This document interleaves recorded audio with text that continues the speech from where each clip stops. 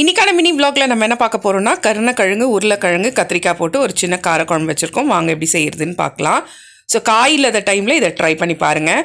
First வந்துட்டு ஒரு கடாய் இல்லைனா சட்டி வச்சு அதில் ஒரு 4 டீஸ்பூன்லேருந்து 5 டீஸ்பூன் எண்ணெய் ஊற்றிக்கோங்க.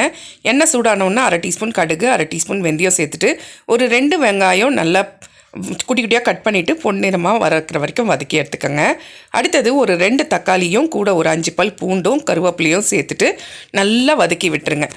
தக்காளி, வெங்காயம், பூண்டு எல்லாமே நல்லா ஸ்மாஷ் ஆகி வரணும். இப்போ அதுக்குள்ளே நம்ம வந்துட்டு ஒரு லெமன் சைஸ் புளி எடுத்து ஊற வச்சிடலாம்.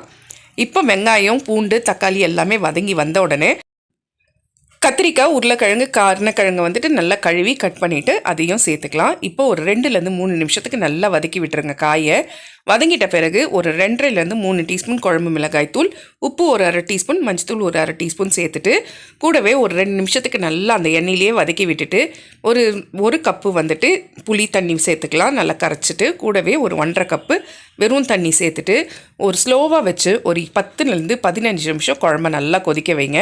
ஸோ இந்த டைமில் காயும் நல்லா வெந்துடும், எண்ணெய்லாம் பிரிஞ்சு வந்துடும். அவ்வளோதான், சூப்பரான காரக்குழம்பு ரெடி ஆயிடுச்சு சிம்பிளாக.